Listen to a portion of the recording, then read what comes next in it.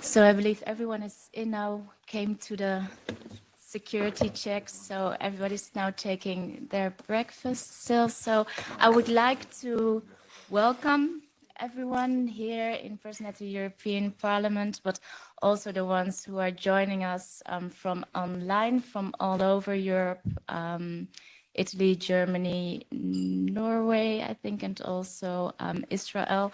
Really nice having you here. Thank you.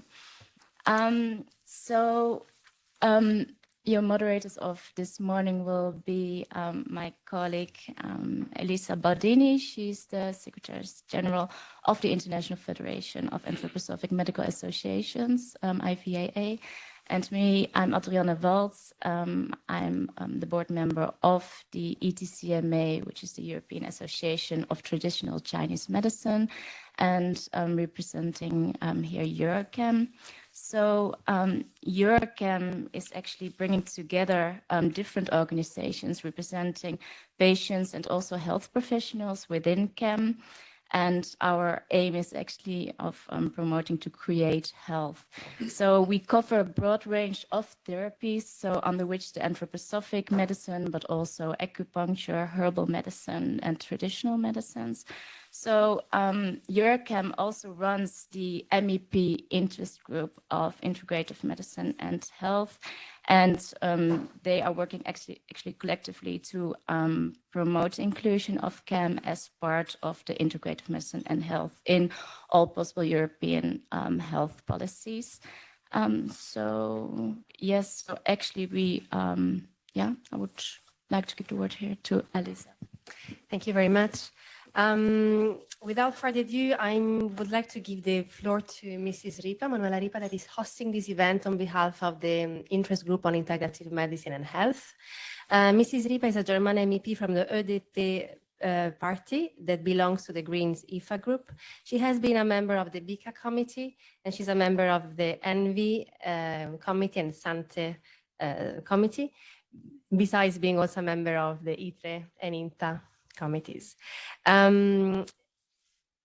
In her work as a member of the European Parliament, her core themes are health and consumer protections, environment protection, climate protection, biodiversity protection, animal welfare.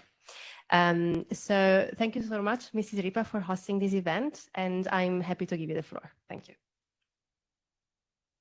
Thank you very much for this introduction, and let me welcome you to today's event here in the room and online on integrative oncology, and I'm very much looking forward to a very fruitful discussion today.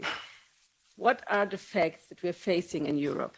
Cancer is the second leading cause of death globally and in EU countries. It is incredible that about 1 in 6 deaths are due to cancer, and even more shocking, approximately 300,000 children are diagnosed with cancer each year. In Europe alone, around 26% of all deaths, more than 1.3 million people, are caused by cancer. As a member of the Special Committee on Beating Cancer, for me and my group, it was paramount, therefore, to strengthen the prevention of cancer, but not only. Next to the affordability of medicines and treatments, we also called for a holistic approach to care, including access to supportive care services and integrative and complementary medicine and treatments.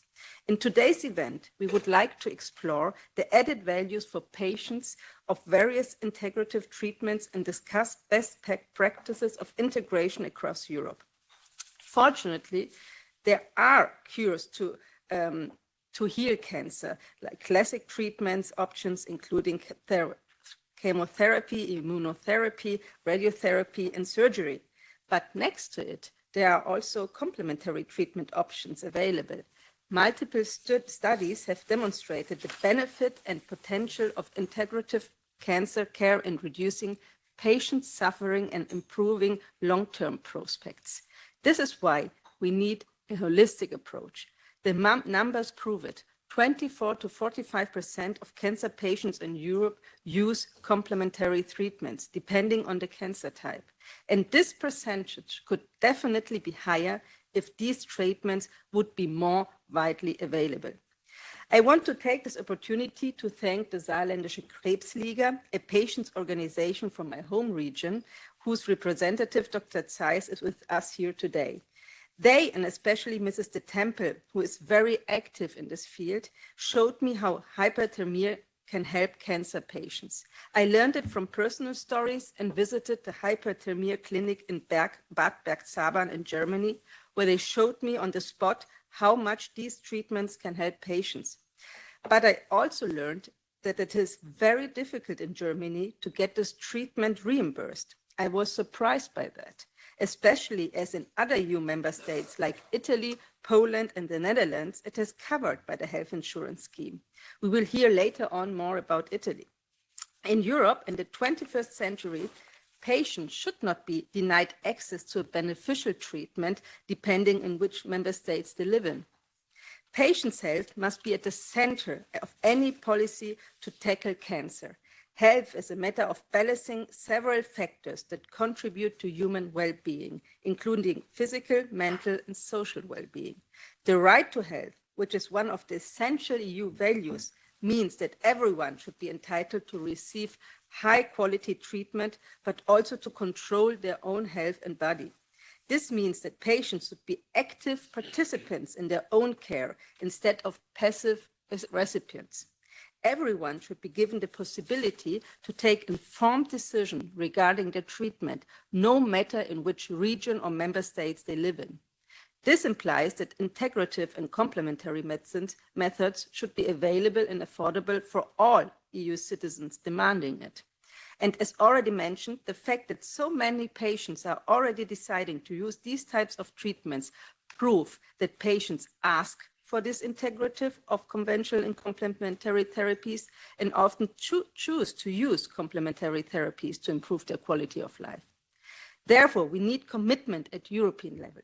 The motto, United in Diversity, is at the core of our EU foundations. As a member of the Envy and Sun Committee and the Interested Group on Integrative Medicine and Health, I'm convinced that if we really want the European Union to be united in diversity, we must create the conditions for this diversity to exist in cancer treatments as well. It is crucial to take into account other perspectives and experiences, including in the field of integrative oncology. I'm sure that what we will hear this morning will be of inspiration for stakeholders and decision makers and maybe for the next legislature. During this legislative period, we managed to launch the EU Beating Cancer Plan, and I hope that in the next mandate, we will confirm this commitment and that the invaluable knowledge from the integrative oncology field will not remain neglected. So many thanks for being here today, for participating in this event, and I'm very much looking forward to the discussions and to hear what our speakers have to say. Thank you. Thank you so much, Manuela Ripa, for your true words and your persistent efforts on this. So without further ado, I will introduce Manfred Lütscher. He's the Minister of Social Affairs and Integration of Baden-Württemberg. So we have a video message that we will show now here on the screen.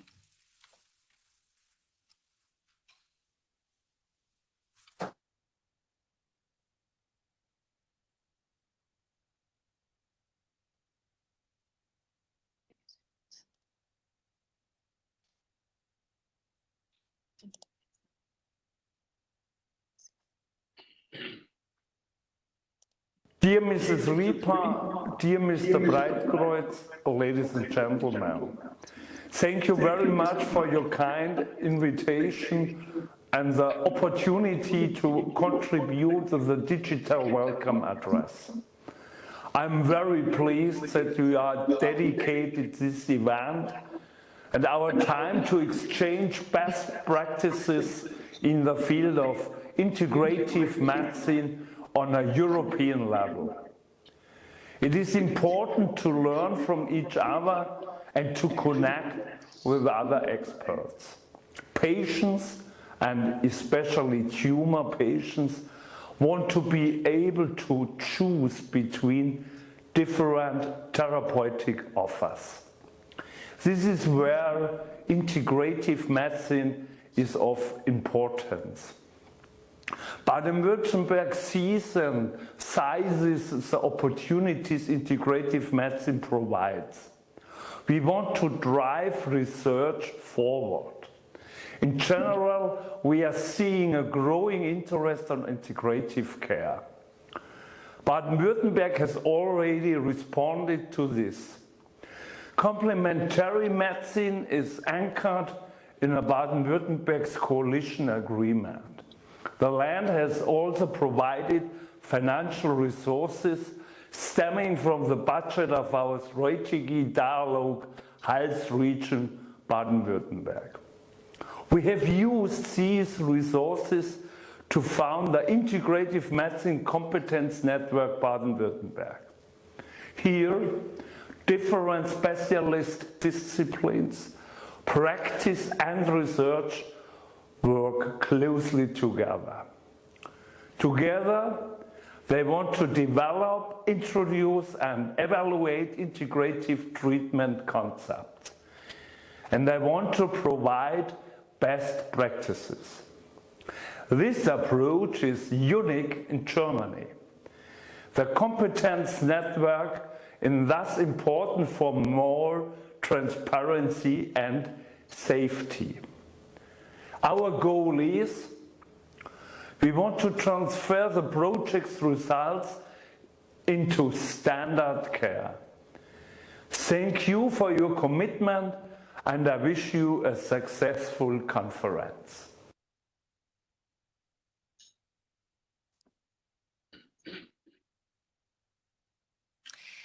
Okay, so we can start with our agenda. There's some echo. Okay, thanks. We wanted to have patients at the core of this event. So our first speaker comes from a patient organization from Saarland, the Saarländische Krebsliga. So I'm very happy to introduce Dr. Ortwin Seins, Vice President of this organization. Ortwin Seins studied medicine in Berlin and graduated in 1991. He first worked in dermatology and cardiac surgery. And in 1994, he followed further training in the field of outpatient medicine with a focus on dialysis and oncology. In 2001, he continued his training as a general practitioner in the Department of Internal Medicine at St. Joseph Hospital in Hermeskeil. During this time, he acquired the additional certification of naturopathic medicine and treatment, where the main focus is and was the main focus of his medical activity. He then followed further training on biological cancer therapy, obtaining a certification in 4 courses. Now Dr. Seins counts on his qualification of psychotherapies on 2008, and he's also an emergency physician. So please, Dr. Seins, you have the floor, and I would like to kindly ask all the speakers to 6 to 7 minutes presentation, so we have some time to question and answer us afterwards. Thank you very much for the introduction. I'm always impressed on my own life when I hear what I have done until now. I'm here on behalf of the Saarländische Krebsliga, and my really chief, Ms. de Temple, I will introduce her on the next slide, please. She, when her brother developed reticulosarcoma, got in contact with conventional medicine and also integrative medicine. And her intervention prolonged the life of her brother from 6 months, which did tell the conventional medical doctors, to 18 years in reality, in a good, and this is important, good quality of life. He passed away in 1981. So she said, when my brother can live for more than 6 months, I will will give my life to help affected people with cancer. Show the next slide, please. She founded in 1978 the Saarländische Krebsliga. So it's an organization by affected people for affected people. They were always innovative and in many ways pioneering, and it is her force who gave psychoneuroimmunologic a part of an integrative treatment together with Professor Zenker. She was the first to give tumor conferences with different doctors over patients' health decisions.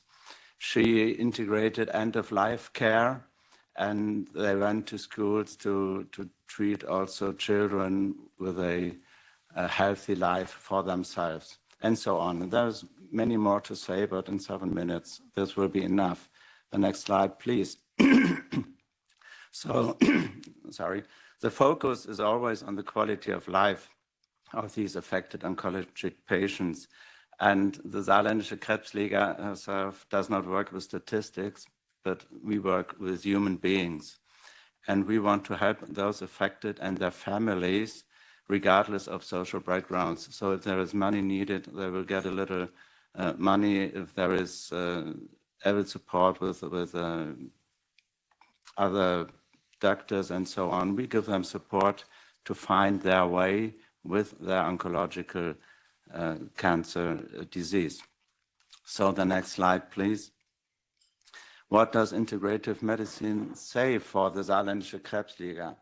Medicine has an experience which comes from centuries, not only 20 or 30 years. Integrative medicine has a little negative impact for those affected people, and it always has the focus on the human being and not only on his or her disease, which is very important. We always see the whole human being and not only the cancer to be treated. So in the next slide, I will give you 3 impressive numbers. When we say that human beings consist of 100 trillion cells, and in every cell we have 30,000 up to 100,000 biochemical reactions per second. And per second we have 30 quintillion biophysical contacts, biochemical contacts. I think this is really impressive. And so in treatment, we have to take care on this whole human being and not only a little part of it. I think esteem, humility, and respect is a necessary attitude also in medical accompaniment of the affected persons. So in the next slide, we will say, integrative medicine in cancer therapy says always also complementary medicine, integrative medicine beside the, let's say, normal medicine. Always, and this is very important in cancer therapy, hypothermia, right from the start, not only at the end. And always we have to take care on the soul or the psychological situations from the beginning and not somewhere at the end. A few words to hypothermia in the next slide, because Dr. Sahinbas will talk about this topic. We differentiate between whole body hypothermia, which is in a mild or moderate, consider up to 40 degrees, or regional local hypothermia as a capacitively coupled electro-deep hypothermia. In the next slide, we will see some machines who do this. On the upper left, you have the regional hypothermia. On the right, you have 2 devices of whole body hypothermia and the German guidelines on hypothermia, which Dr. Sahinbas can perhaps tell about more. In the next slide, I will give some information on the advantages of hypothermia. As a 4th pillar, it is an essential part on overall concepts. It makes a significant contribution to the success of complex therapy concepts, and it has no additional burden for affected persons, which is very important. In the next slide, it is a synergism with chemotherapy and or radiotherapy, and it has an improvement or preservation of quality of life. In the next slide, I show you one patient which I had in my office.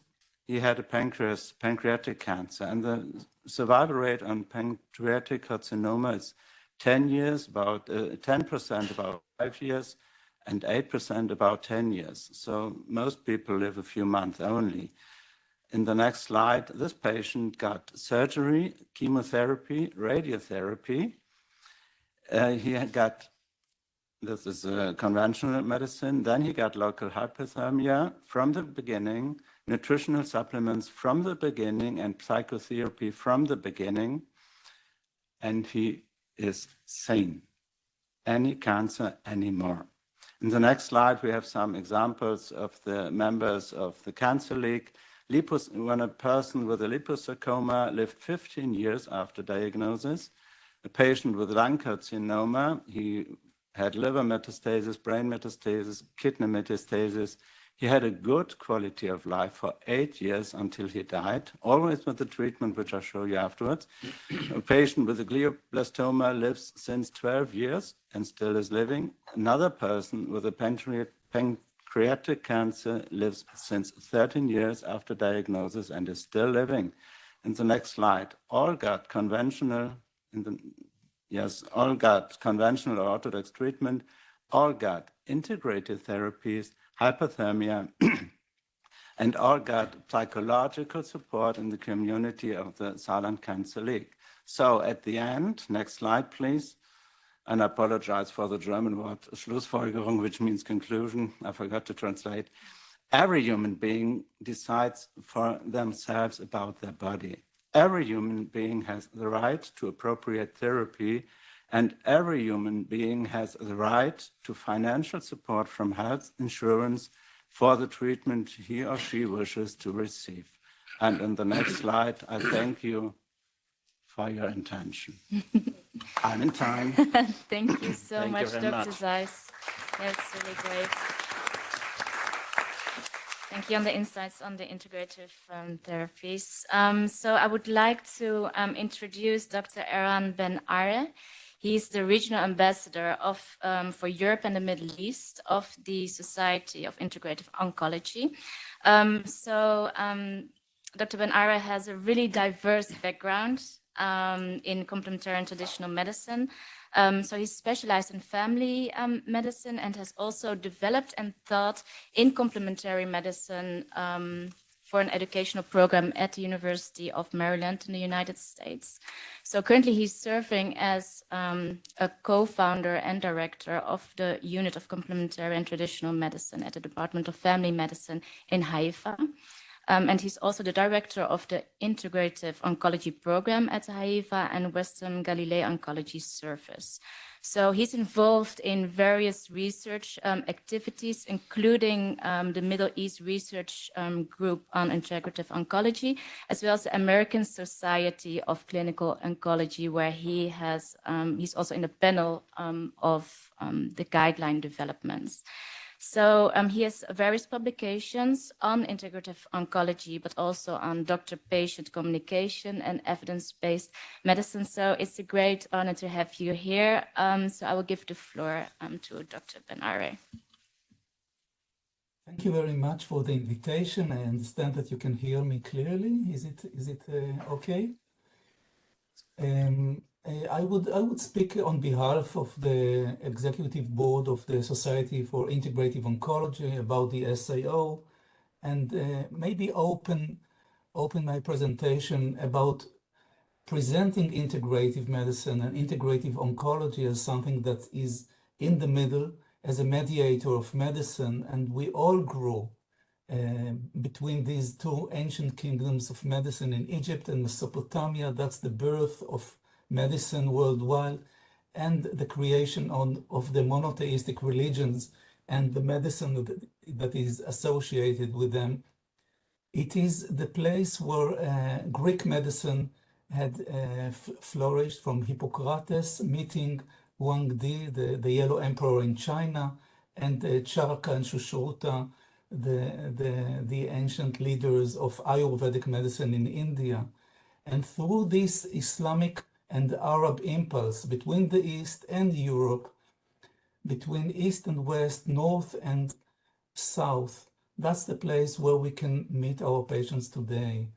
And meeting our patients is about experiencing cross-cultural barriers and opportunities, and how to meet the patient's health belief models, how to be more patient-centered, how to tailor our treatment accordingly, and how to shift the paradigm from a dichotomy of conventional, alternative, and I would also say conventional and complementary medicine to integration, because integrative medicine is not really a complementary medicine as you would see. The Society for Integrative Oncology, or the SIO, was founded in 2003. We have 600 members from about 51 countries, and much of the activities is in North America, but also in Asia and in the Middle East, and of course in Europe, especially in the UK, in Germany, in Switzerland, in Italy, in Scandinavia, and other countries. The definition of integrative oncology, according to the SIO, highlights these keywords: evidence-based, evidence-informed. It's about relating to traditions, to the traditional medicine, and alongside conventional cancer care. And it means that we provide integrative care within the oncology centers and not parallel to that. It is also about providing care across the cancer care continuum, about empowering patients, and about becoming more active participants before, during, and beyond the cancer treatment. And the highlight of this activity is with evidence-based medicine, is with guidelines, and this is one of the most important guidelines, together with the American Society of Clinical Oncology, with ASCO. It was published in 2018 about integrative therapies during and after breast cancer treatment. And the last one, the last guideline from last year, was created, co-designed together with ASCO, SIO together with ASCO, and it's about integrative medicine for pain management and oncology. And more guidelines are on the pipeline with cancer-related fatigue, with insomnia, with emotional stress, and so on. So this is the SIO Executive Committee. Our present president is Linda Carlson, and we have a very high activity with what we call the ambassador or international program. I'm the SIO ambassador to Europe and the Middle East, and we have ambassadors to the UK and Australia and Brazil, and more ambassadors would be appointed in the next years. Going back to where I'm coming from Haifa, from northern Israel, we have established our integrative oncology unit or program in Haifa in 2018. And it means that we provide free of charge treatment to patients in our center. It's a public center. It's affiliated with the Technion Faculty of Medicine. And it includes 3 sectors, important sectors who provide the treatment daily. It's integrative physicians, dual practitioners, nurses, psycho-oncologists, dietitians, and so on. And integrative oncology practitioners, all trained specifically in the field of integrative oncology.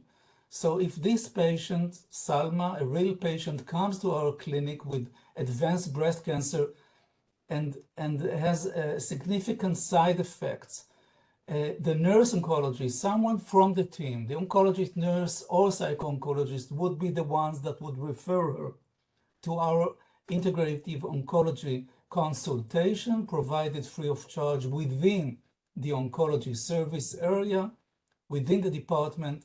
And this would be coordinated, the treatment would be coordinated with all the patient's healthcare providers, the oncologist, the surgeon, the psycho-oncologist, the family practitioners, and so on.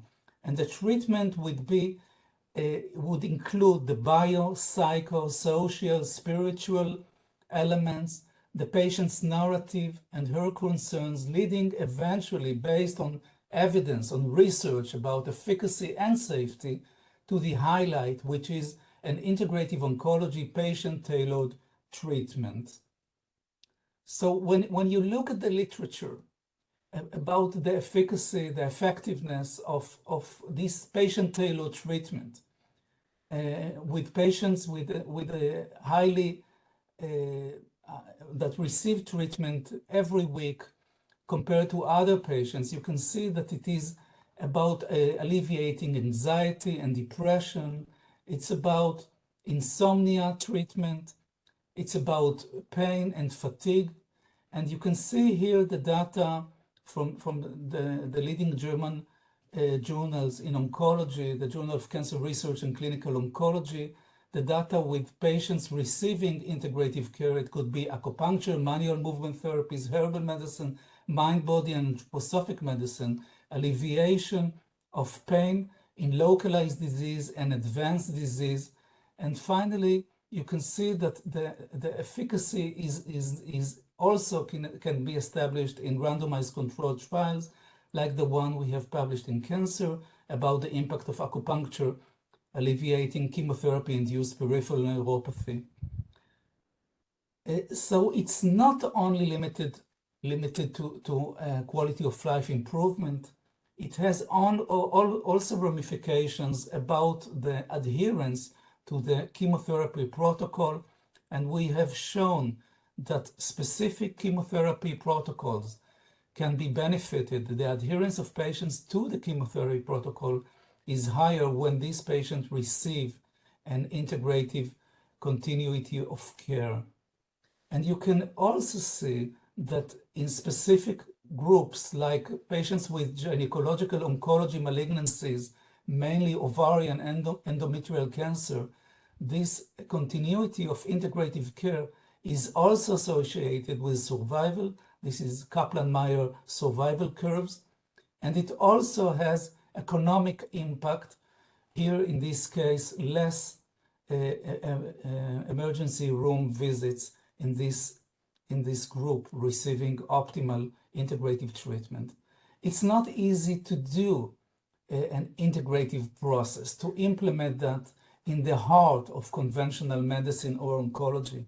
In order to do that, for example, in this setting of gynecological oncology surgery, when you want to do intraoperative acupuncture, for example, in the middle, along the operation, it needs collaboration, it needs communication with the surgeons, with the anesthesiologist, with the oncologist, with the nurses, with everyone on board, with the palliative care therapists and so on.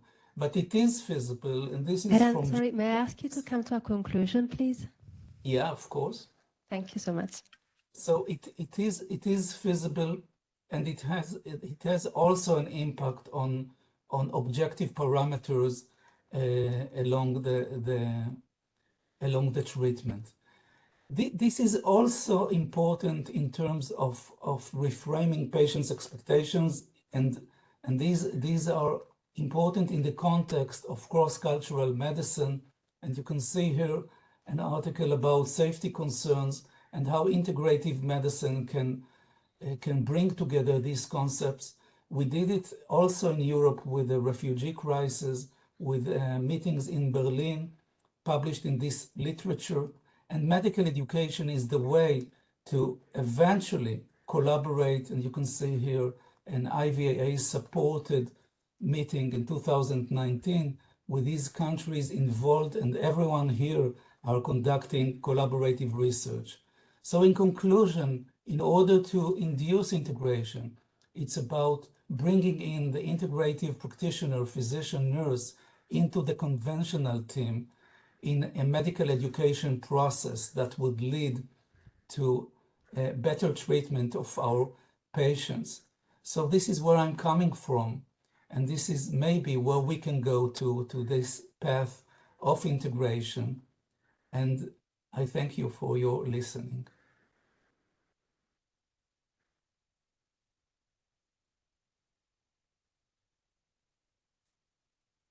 Thank you very much for this very inspiring presentation. I am very pleased to introduce the next speaker, also online, Dr. Massimo Bonucci, founder and president of ARTOI, Associazione Ricerca Terapie Oncologiche Integrate. Dr. Bonucci is a medical doctor, member of the Surgical Pathology Orchidea Lab in Rome.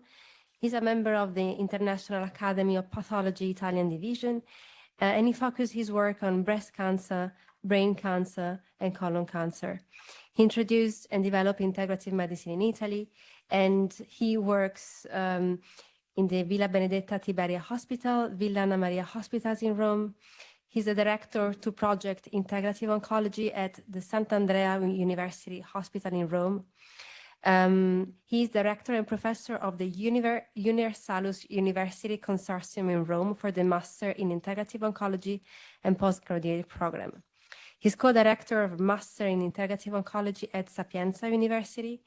He's a member of the International Exchange Commission Order of Physicians in Rome, and he's a visiting professor in Zhejiang Chinese Medical University in Hangzhou in China.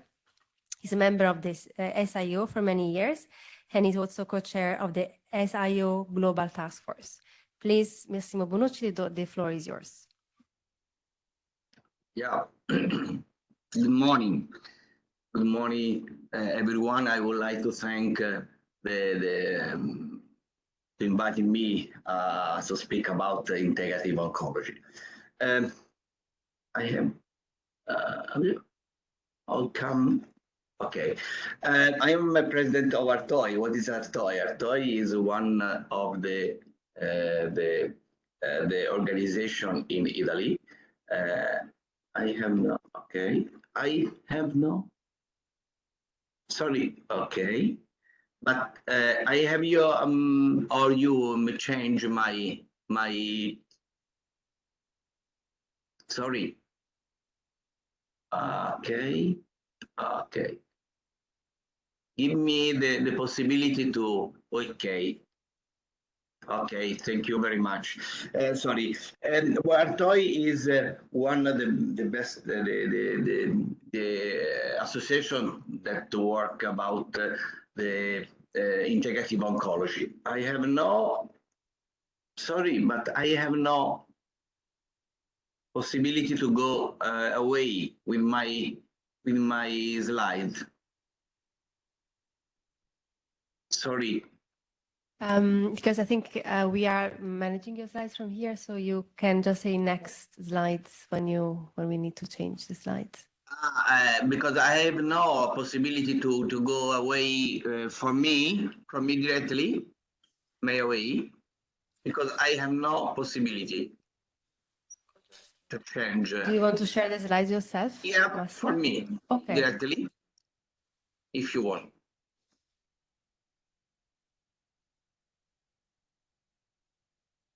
I'm sorry. You can share your slides now. Yeah, Massimo. now I have my share here, and now you see my screen? No. No. Why? You have not my screen.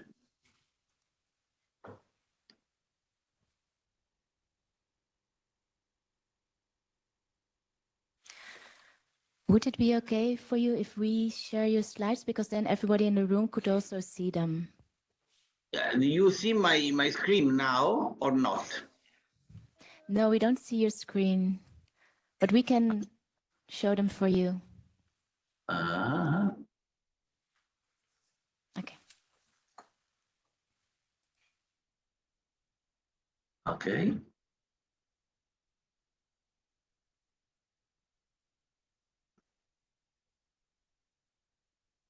You see my screen or not? Sorry. No, we can't. But in order to make the process faster, maybe I suggest that we share your slides from here, and you just guide us through your slides, and you tell us when we have to switch to the next one. Okay, next one. Okay. Okay. Thank you. Sorry, because now I have to. I'm sorry. I'm very sorry. Okay. Yeah, now here.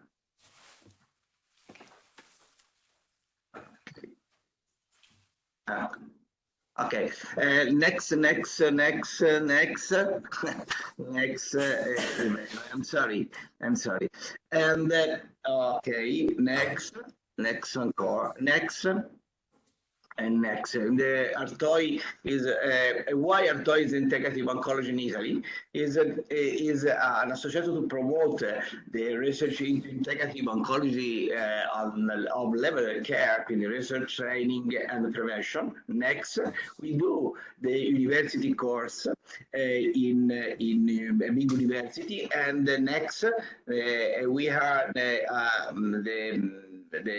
the association abroad and knowledge about abroad, the Italy. Next, and I would like to have the definition about integrative oncology, the combined use of anti-cancer treatment like chemotherapy, surgery, and but with many other methodology like traditional Chinese medicine, acupuncture, anthropic therapy, and hyperthermia too. But we would like to understand that the education, the risk with the alternative medicine, because the alternative medicine alone, it doesn't work. Next. And this is an opinion about the different point from Western medicine and Oriental medicine. They say they eliminated the cases, and the other side, the holistic approach about the patient. The next one. And I would like to also to work to bring you some data about in integrative in Italy. They are not available throughout Italy, but is present in such regions like Tuscany and Emilia-Romagna is in the public, and also in some hospital in Italy, in Merano, in Rome, in Turin. But we are also the private clinic that it could be possible to have a lot of integrative treatment like herbal medicine on hyperthermia in many cases. Next one. And this is a survey where the most that they use in the integrative treatment in Italy. This is a cancer, the type of cancer. Next one. And this is the possibility to have a natural product and mind-body practices. Next one. And they use also not before, but and after, but also during chemotherapy too. The next one. And this is the first beneficial, the use of integrative treatment for the cancer patient. Next one. And this is and next one is too. And this is the oncologist. Next one. The oncologist, they say only a little part of the source of information about integrative treatment. And I know, I would like to understand that I know that the work in the herbal medicine, the efficacy. Next one. And also homeopathy work, and this is the good results. Next, and why we define some recommendation about each type of methodology to help the patient. Next one. This is a publication about natural substances in research. Next. Melissa Famir and pharmacobiota, epigenetics. Next one. And also the approach of integrative hematology to the next one. And this is last one, next one. Last one work about the review about the integrative hematology too. Next one. And this is our publication about the clinical research in integrative oncology. This is a nutrition. Next one. This is for next one for use of creams in radiotherapy. Next one. And this is a case report about integrative treatment of metastatic breast cancer. Is disappeared completely. Next one. This one, the use of natural products for fatigue. Next one. This is for the use of touch therapy. Next one. And also with the Tai Chi is used about the help the cancer patient. Next one. This is for mucositis with the patient during chemotherapy with natural substances. Next one. Last one is one the case study. The current role now. Next one. We studied the research about the combined use of natural substances in combination with chemotherapeutic agency with the two major Italian institutions. We take a randomized double-blind multi-center clinical trial with natural substances in combination with the chemotherapy with the brain tumor, glioblastoma, clinical trial for acupuncture and sleep disorder, and the last one is a clinical research on microbiota in breast pathology and the evaluation of the diet according to Artoi to change the breast pathology and the microbiota in breast pathology. Next one. What is our work now to create a bridge about the medical oncology and integrative oncology to find the right way for our patient. The next one, how? We organize a workshop or meeting to specific topic and discuss the results obtained with integrative oncology. Next one, the conclusion is I think it's integrative therapy is one of the best treatment for our patient before, during, and after therapy, because this is a very help for the patient. Next one. This is a group of toy when we work for the project. Next, thank you very much for your attention.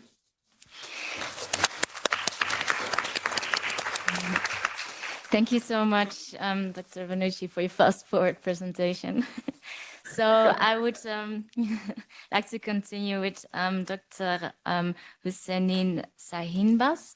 He's the chairman of the German Society for Hyperthermia. So he's here in person, so thank you so much for being here. Dr. Sahinbas, he's a dedicated physician specializing in radiology, radiotherapy, and palliative medicine. With his motto, constantly seeking the most successful approaches for his patients. So he combines his extensive experience with his passion in providing the best possible care. So throughout his career, he had worked in various medical fields, including radiology, oncology, and also intensive care medicine. So Dr. Sahinbas, he has holds different leadership positions, and he's also, his contributions to the advancements of hyperthermia treatment have been already of a significant impact for patients' care. So thank you so much for being here. So the floor is yours.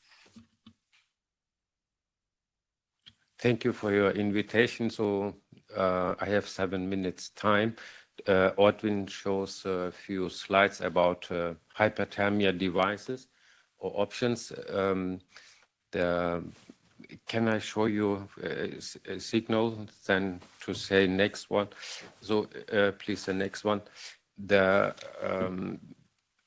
hyperthermia, it means bring heat energy in total body or localized regions, is very old.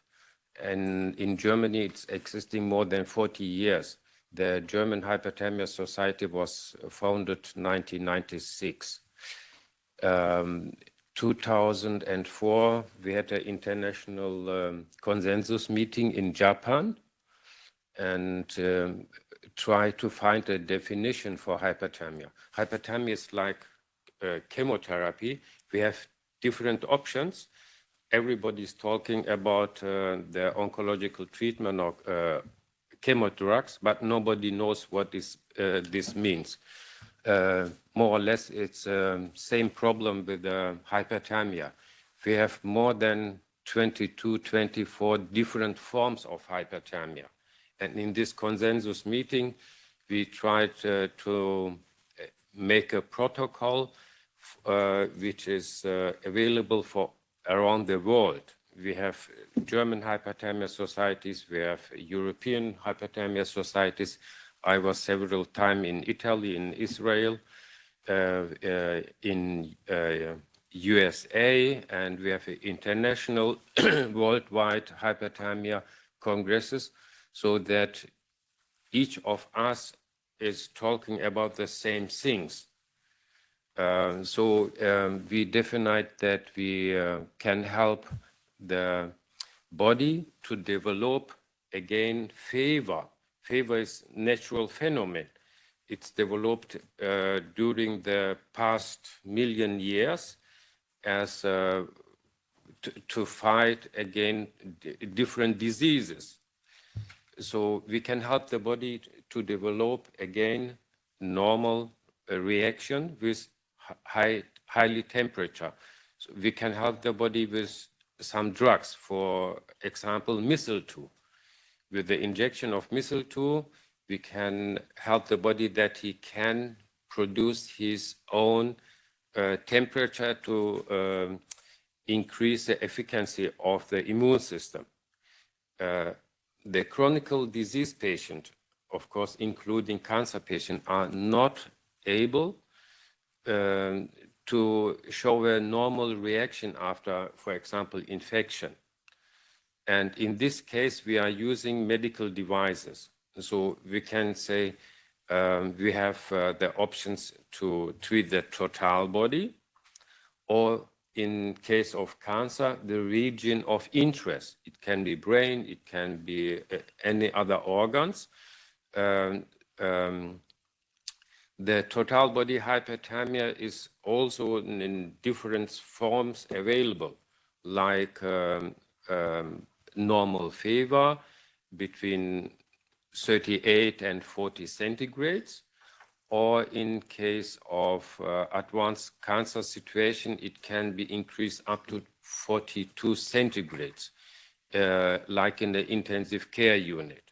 But normally 90% of the treatments can be done without any additional supportive care. So like if we have fever in cold disease, in case of localized problems like brain tumors, pancreatic cancer, what he told us, liver metastasis, colon metastasis, we have options to heat up this region. So, and there's also 5-6 different options. How does it can be done? Please, the next one. And like in classical oncology, we are combining different drugs. In past 5 or 8 years, classical chemo drugs with new drugs, with antibodies, with immunodrugs, with radiation therapy. And so the similarly can be done in hyperthermia. It means we can make a combination with active hyperthermia. It means I can inject the patient one drug to start the immune reaction with developing temperature. I can heat the patient in a medical device in total body, and afterwards, in region of interest, we can focus the heat on the cancer.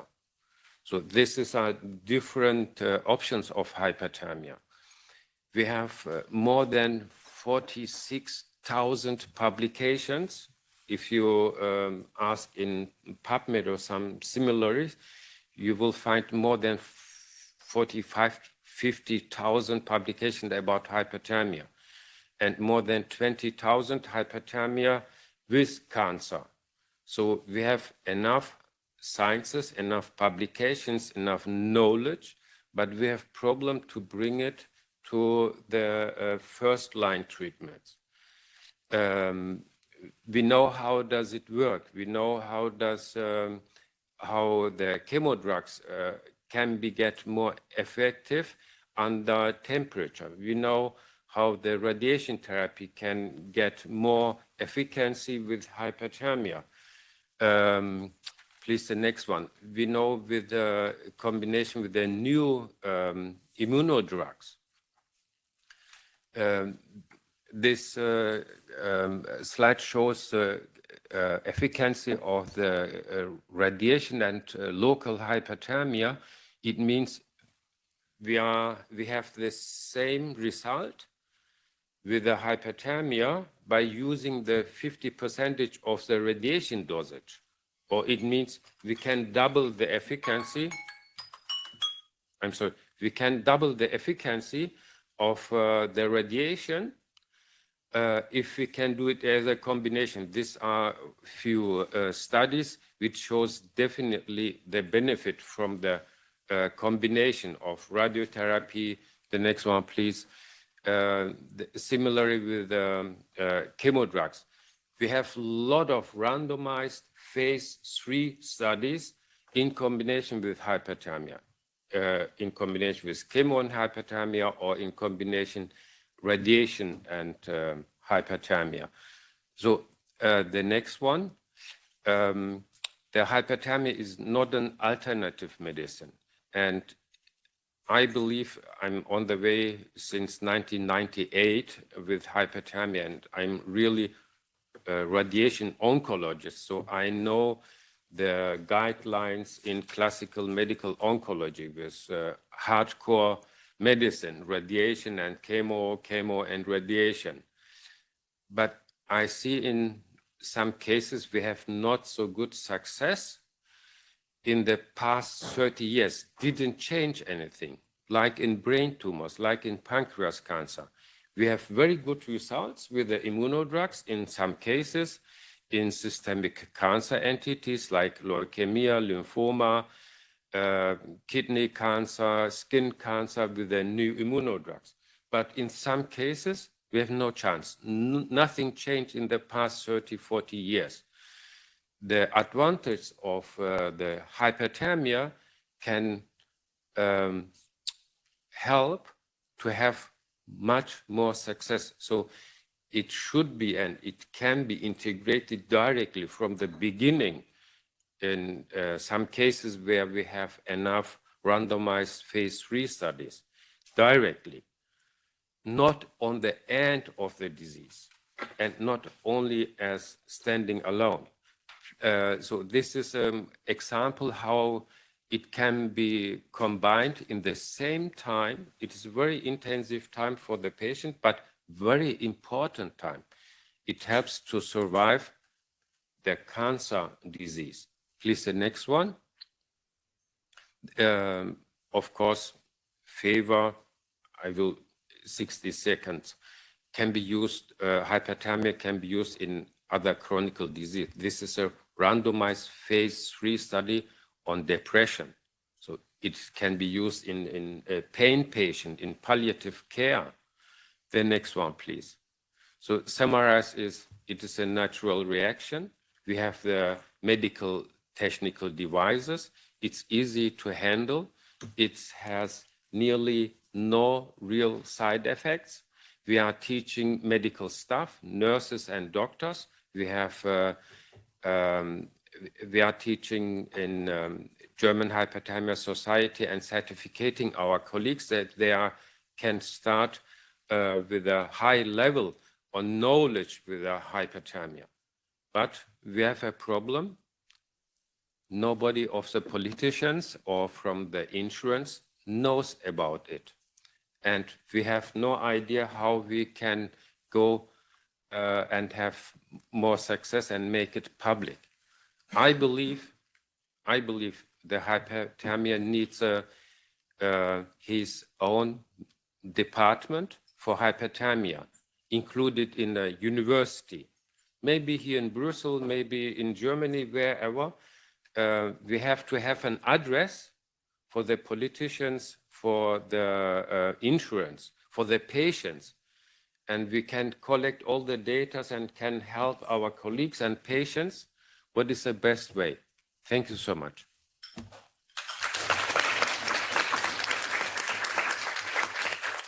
Thank you very much, Dr. Seimbas. I'm pleased now to give the floor to Professor Mick Young, head of NAFCAM, the Norway's National Research Center for Complementary and Alternative Medicine.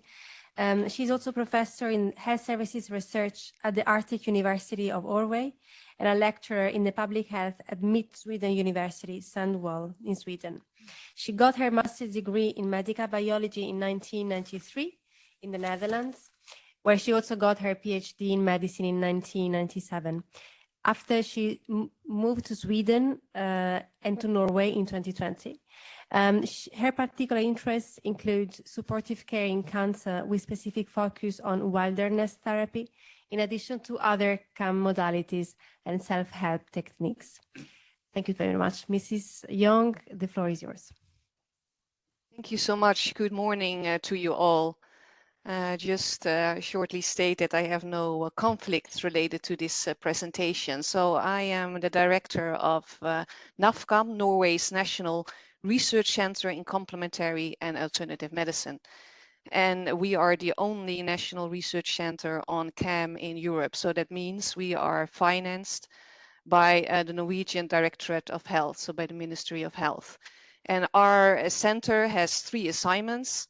So the first one is that we have to perform research on complementary and alternative medicine, that we have to provide quality assured information on the potential effectiveness and also safety or risks of complementary and alternative medicine. And then our third assignment is that we also have to monitor safety. So if we encounter any possible risks, safety risks with respect to use of complementary medicine, we have to report that to the Norwegian health authorities. So just a brief overview, it has already been said, but about a quarter of the general population in Europe uses some form of complementary or alternative treatment. Most used are massage, homeopathy, osteopathy, herbs, and acupuncture. But if we look in specific patient populations, so those that have a chronic disease or also cancer survivors, the percentage is much higher. It's about half of all patients are using some form of CAM. What is a major challenge in Europe is that most patients do not communicate to their healthcare professional that they are using some form of complementary medicine. Only 1/3 does discuss this, and this poses a problem because I want to stress here, not everything is safe, and some kind of modalities can have interactions with cancer treatment. So it is of incredibly importance that patients and also healthcare professionals that they discuss about it, that they disclose their use. Unfortunately, up to date, there is little to no central regulation on the EU level in Europe when it comes to CAM. This harmonized regulation, and we stress also as a national center that it's highly needed that we have tools that assist in the communication and that assist in healthcare in order to support patients to make good decisions on safety and efficacy. And such tools need to provide high quality information. And I just want to point out to you that we have developed a tool. Very interesting is it was originally in 2012 an EU project. So with EU funding, we have been able to develop a CAM cancer database. We as NAFCAM have taken on the lead to make sure that this is updated and that it is available for free for everyone in Europe and beyond. And the aim of this CAM cancer base is that to bring together leading experts in CAM and cancer care, so the CAM cancer collaboration, but also to provide evidence-based information in this database. The website is camcancer.org. So what is this database? It is open access. It is a non-profit for healthcare professionals. We have summaries of 70 different CAM modalities, treatment-based summaries, and they always follow a standardized template. What is it? Does it work? Is it safe? And then the evidence. And I just want to make sure that this is high quality evidence. So it is rigorous methodology. It is all peer-reviewed. It follows high-quality standards. We do have certification, so it meets all criteria for a high-quality evidence database. It is used in different countries worldwide. Mostly our focus, of course, is the Nordic countries with Norway and Sweden, but it's also widely used in Germany, in Switzerland, and also in the US. And the National Cancer Institute in the United States, they evaluated 11 online databases, and our CamCancer database was ranked second. And they said that website developers can use CamCancer as a model for trustworthy information. Because I have to stress, we also have the responsibility not only about complementary medicine, because also about alternative medicine, because there's still a lot of unproven treatments out there, specifically also in cancer.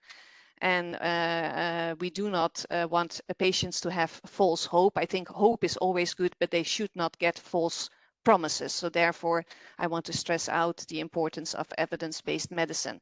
Here are some, in our database, you find some therapies where there is evidence. But again, I have to stress, most evidence is of moderate quality, and effects are of short to medium-term effects. So we still have some challenges when it comes to improvement of our quality specifically.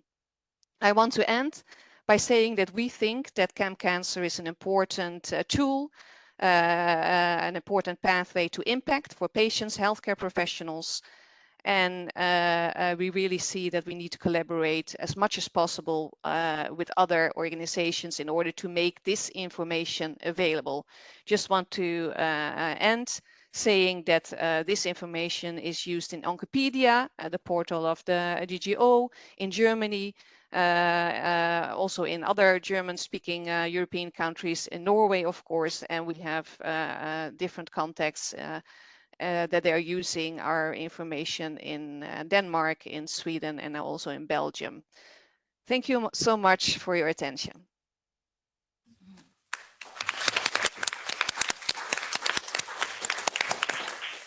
Thank you so much, Dr. Young, also on putting the emphasis on the importance of the high standards of education, which is necessary for practicing integrative oncology. Thank you so much.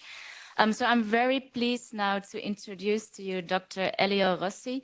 I don't think he needs a lot of introduction, but so he's the member of the Coordination Office of the Regional Center for Integrative Medicine in Tuscany. So throughout his career, he has served as a president of the scientific board of the International Congress of Liga Medicorum Homeopathica Internationalis. So he's been involved in teaching and lecturing on complementary medicine, and particularly in the field of oncology. So he's been actively engaged in international cooperation programs and advising also on complementary medicine projects. So he's been participating in a lot of conferences and also co-chairing the Second World Congress on Integrative Medicine and Health in this year actually. So he has contributed in various publications, including books and complementary medicine on cancer patients and integrative oncology. So his expertise spans a wide range of topics related to integrative medicine, and he has made significant contributions to the field through his research, advocacy, and professional activities. So I will give the floor to Dr. Rossi. Thank you very much. Can you hear me? Yes? Okay. I don't know if you can put my presentation or I have to. As you prefer, we can put it online, but then it means that you will have to ask us to. No, you can put, it's better for me, probably, yes. Just to avoid the problems we have in general from Italy, as you know.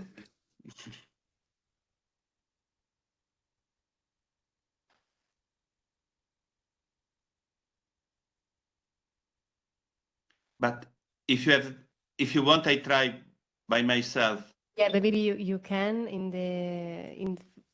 maybe you can start presenting on your own your presentation. Yeah, Yes, that's great. I put in PDF because I probably is better because sometimes it doesn't work. But in any case, thanks for the invitation. And this is the situation in Tuscany. As you know, we have started since many years a process of integration complementary medicine. These are complementary medicine clinics in public health. They were in 2021 77, now they are 84. These are the main steps of the process of integration of complementary medicine in the oncology network of the region. We will see in the main step later on. And this work is due to the great collaboration of the Tuscan Tumor Institute, now is ISPRO, the Institute for Study, Prevention and Oncological Network. You can see in the ISPRO website, there is also the presence of complementary integrative medicine in oncology. The international activity we did since a few years ago, started a few years ago, is participating to the EPAC. It was the Joint Action or European Partnership for Action Against Cancer. We had two goals. One was to make a study about the evidence in literature about integrative medicine and cancer, and then to mapping the institute with integrative oncology in Europe. This is a book that resumes our work on literature.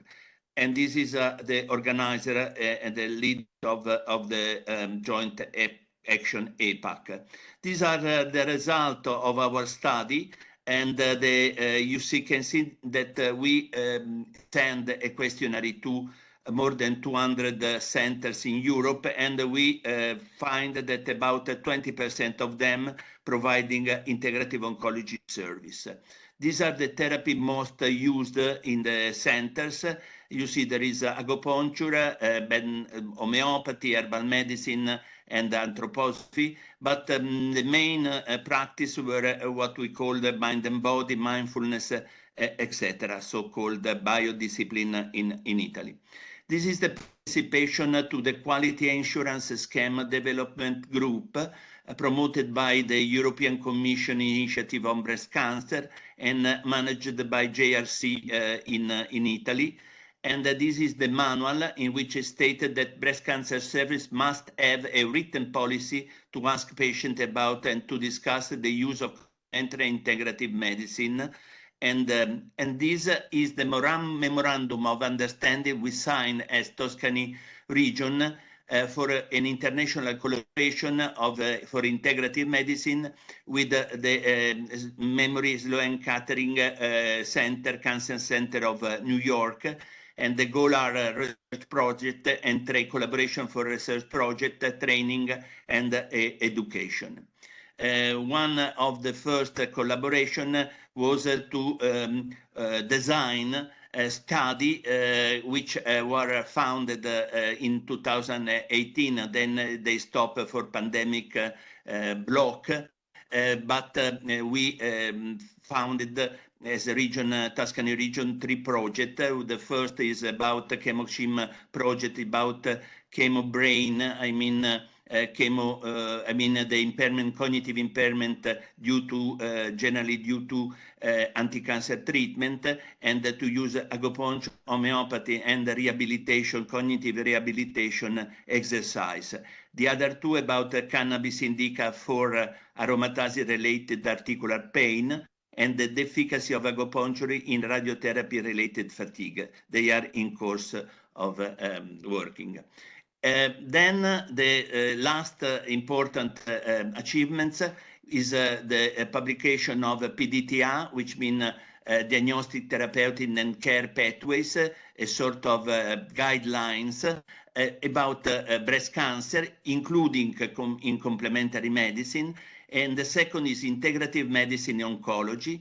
This is the image of the PDTA, regional PDTA.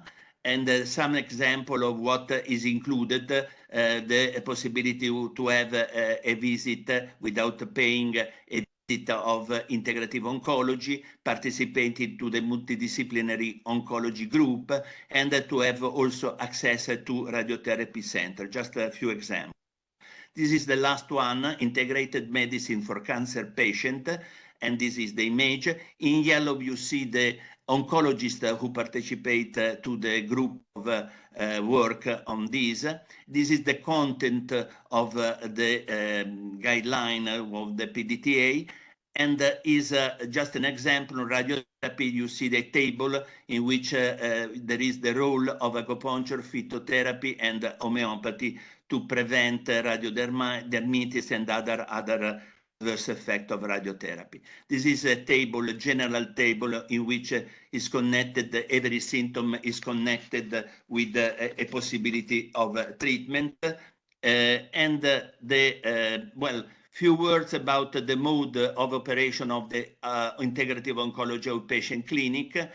In almost all cases, patients are referred by their oncology departments, but they can also have a direct access, just asking for an appointment. The complementary medicine visit, as well as acupuncture treatment and any other healthcare service for cancer patients, is free of charge. There is an exemption 48. And of course, we have also some in different places, clinical service about more than acupuncture, herbal medicine, homeopathy, which are dietary advice, support for physical activity, including Tai Chi, Qigong, art and music therapy, and so on. This is the list of the 20, about 20 clinics, public clinics, in which integrative oncology is provided. Public means with the hospital as this kind of complementary medicine service, but within the group of complementary medicine, there are some more specialistic integrative oncology. This is the number of patients and the number of visits or treatment made in 2021. We visit about 2,300 patients, and with 11,006 and more than 11,600 visit or treatment for every year.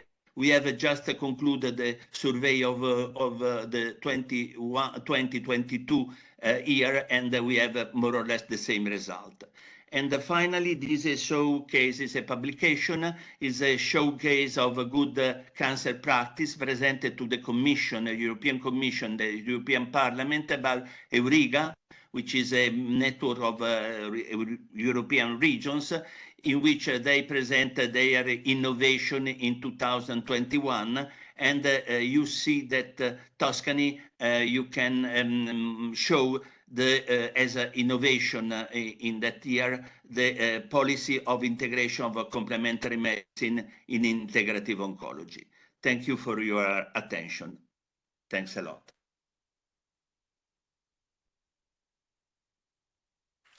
Thank you very much, Dr. Rossi, for presenting the achievements in Tuscany and how we can practically integrate complementary and conventional medicine in the national health system.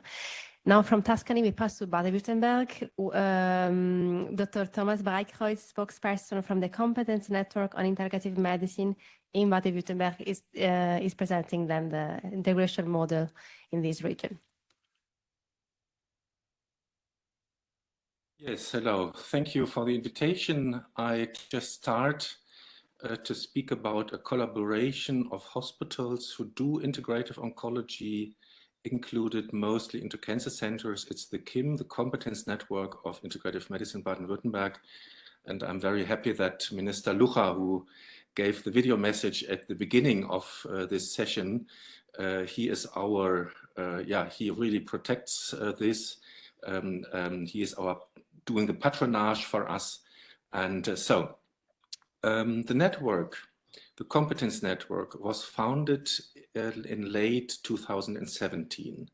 At that time, the patronage was the State Secretary to Minister Lucha, and we started with 10 hospitals on different levels, university hospitals, regional hospitals, a mix of cancer centers and other hospitals with a long-standing expertise in integrative medicine.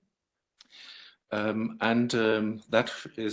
were the logos of the hospitals that started to collaborate there. You can see that those hospitals sometimes are very, very big oncologic hospitals, and it was an amazing journey to collaborate now over 6 years with other hospitals coming in and working on recommendations for integrative oncology treatments that are fully included into cancer care in Southwest Germany. So these are the complementary therapies that are provided within our hospitals. So you can see it's different traditions that can all be of help for cancer patients. And of course, the question here is how to integrate the integrative therapies. So how to define best practices. So not saying who is always right or who is better than the other, but really to collect concerning certain symptoms, concerning oncologic situations, who has something to offer, and what has best effects and what is easy to implement. And of course, how can we thus help to create sustainable models for institutional implementation on a larger scale? So as Minister Lucha said, our goal actually is that we want to provide integrative trainings, knowledge, skills for integrative treatments for patients that can be offered in every hospital treating oncologic patients. It was very important with the university hospitals and the cancer centers, first to agree what do we define as integrative medicine. And we did an operational, so to say, definition. For us, it really means integrative medicine is integrated into specialized hospital units.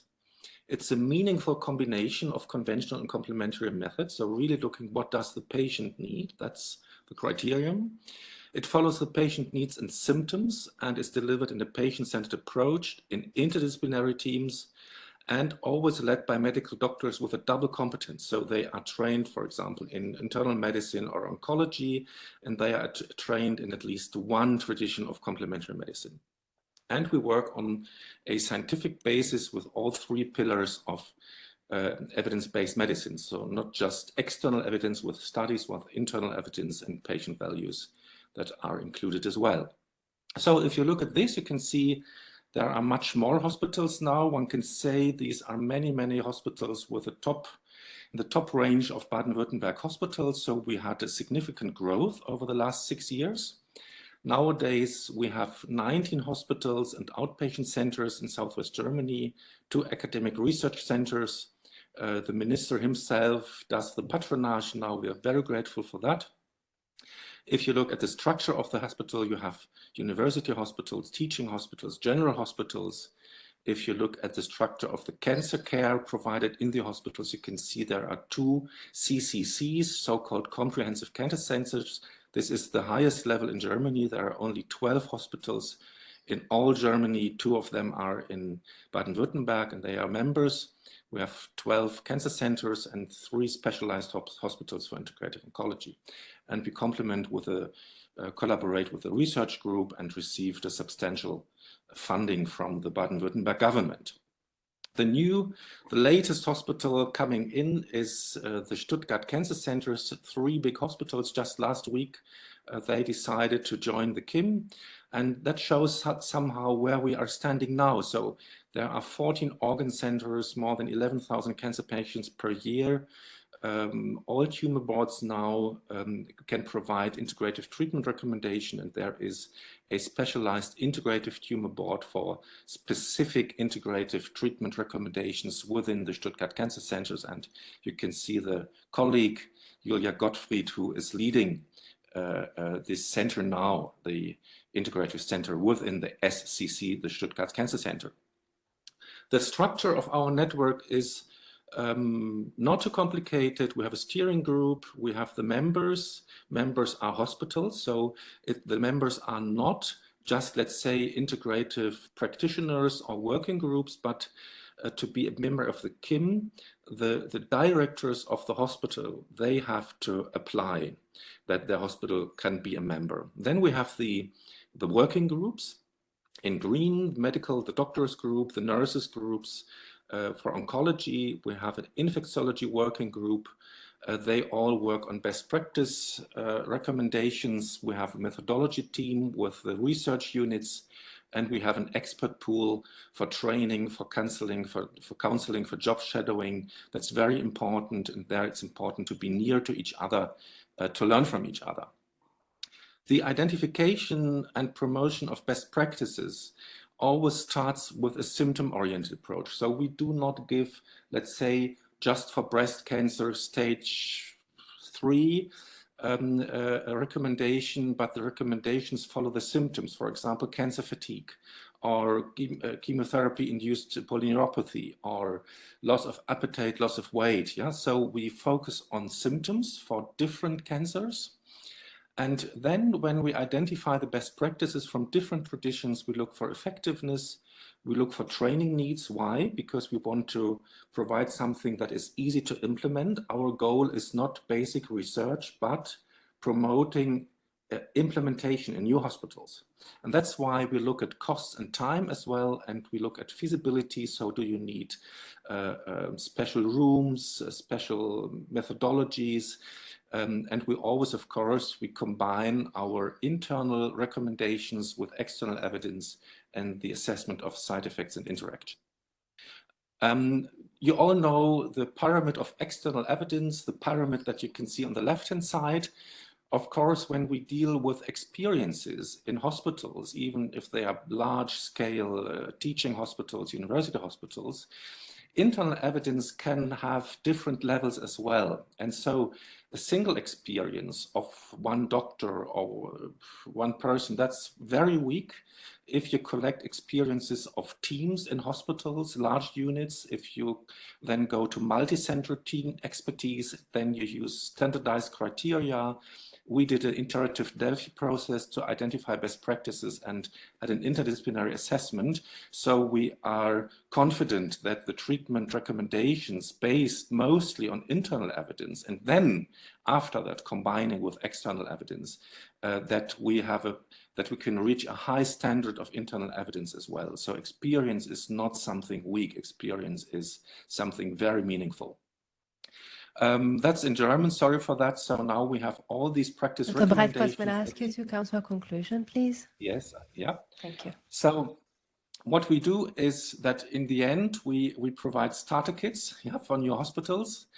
It's a pleasure to do so. And just last week, the KIM became a new status now. We have now the status of a working group within the Collaboration for Translational Oncology in Baden-Württemberg. That's the official structure of the Cancer Association here.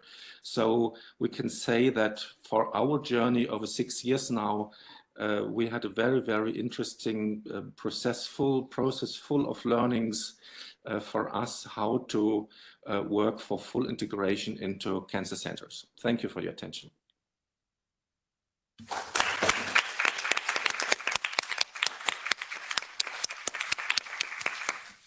Thank you so much for your great contribution. It's really good to see all these best practices all around Europe. What I would also like to mention is that also outside of Europe, we see that, for instance, in the Memorial Sloan Kettering Cancer Center, the Anderson Cancer Center, the Dana-Farber Cancer Institute, and also within Europe, the UK, the William Marsden NHS Center, we see like also this full integration of different camps and acupuncture also. So thank you all so much for all your valuable contributions to this discussion. So what we've seen is that we really have to go towards this synergy of the conventional medicine and all the different care modalities. So actually we were already granted some extra minutes, so we don't have time for an actual Q&A, but I think the concluding remarks can be given to Dr. Antonella Polazzi. She has been working since 2011 for the Tuscany region EU liaison office in Brussels, in charge of the health policies. So she contributed to the creation in 2017 of the Tuscany region, a European and international health affairs network, and coordinated by the health direction. This direction gathers actually representatives of a regional health ecosystem consisting of governmental institutions, but also hospitals and research centers and life science enterprises. So now for this morning to conclude, she will give her contribution on behalf of the Tuscany Regional Health Ministry. Thank you so much. Hello, thank you. So I will try to be very short in my, first of all, thank you very much for this invitation. Our ministry was appreciated this invitation. Thank you to Eurocam, thank you to Mrs. Ripa and for the intergroup and we hope to continue to cooperate.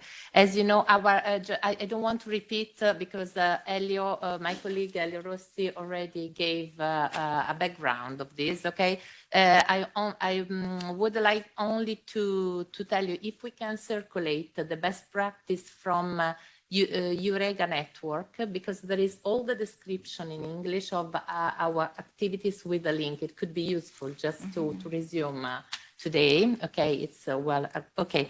The only thing that I think that today I thank you also all the speakers for their inspiring presentations. I took some hints and I hope that you will circulate also the presentation. I think I would like also, I have a message from my region, but before I think that now I'm convinced that the message is really concrete, because I heard I start from Mrs. Ripad when she said that we need a commitment at EU level, because of course, and then I can also mention Dr. Young when she mentioned disharmonized regulation at EU level. So of course there is a big work to do, and that's why our region is interested in supporting the launch of a European network in the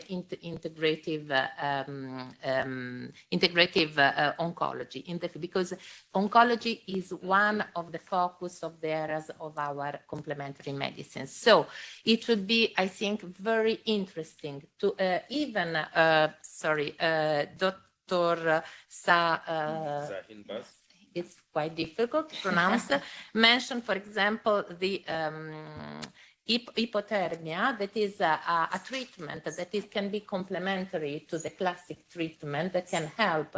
The effect of chemo and radiotherapy is different from, for example, other, but all these best practices could be really, really useful for all healthcare systems, but for the patient, and to share. So I think that, of course, Baden-Württemberg and Tuscany are two pioneers in anticipating also the parliament in including at public level these services of integrating medicine. So I think starting from these two best practices, we could enlarge and create a platform to share best practice, to study, to share research analysis, data, everything, and hoping, as you mentioned, that in the future health plan, this integrative medicine could be included also with, of course, a good, solid based data experiences that we can demonstrate.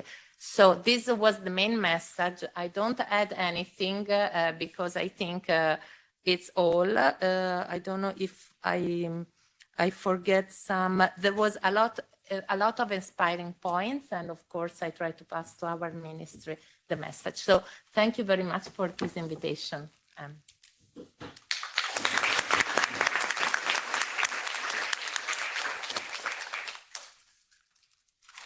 Okay, thank you so much for the attention, to the online speakers, for the patients, and to Mrs. Ripa and the office for the great collaboration, and we remain at your disposal for any additional information. And we will send you some follow-up material after in the next days. Thank you so much.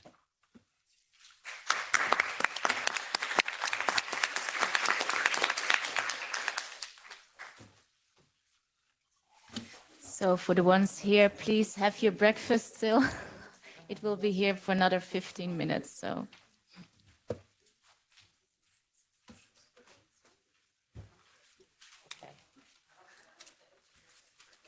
Okay, in case, yes, because I will put in contact, because Elio is the person who is in charge of it, because we have, I mean, I'm the represent the political level today, and that's that we can.